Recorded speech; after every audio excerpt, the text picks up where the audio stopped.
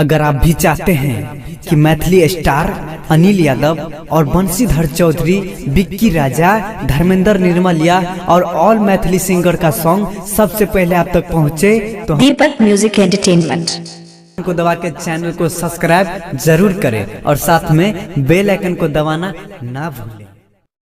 क्या नाम है आपका? मिक्स बाय डीजे दीपक राज। आपका ये नाम है? डीजे दीपक। इलाका किसी का भी होगा मगर धमाका दीपक राज का ही होगा। क्या नाम है आपका? डीजे दीपक। आपका ये नाम है? Mobile number 7982944267। क्या नाम है आपका? डीजे दीपक। आपका ये नाम है? DJ Deepak. Mix by DJ Deepak Raj.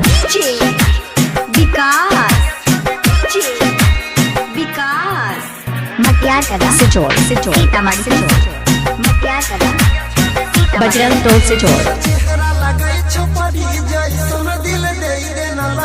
DJ Deepak.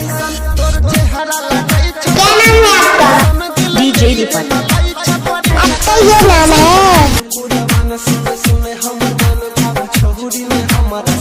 Mobile number 7982944267।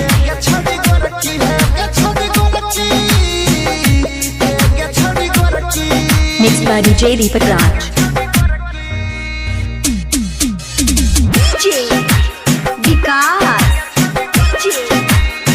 घर कहाँ है? मटियार सिचोड़ कला सीतामढ़ी मटियार कला बजरंग टोल सिचोड़।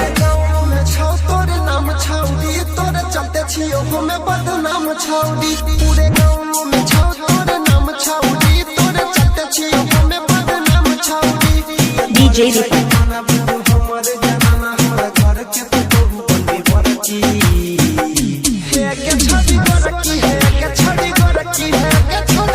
Mobile number 7982944267।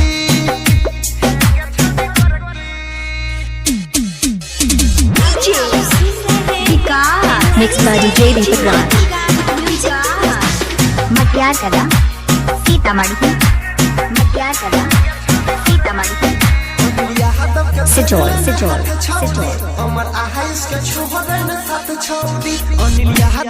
बजरंग टोल सिचोड़।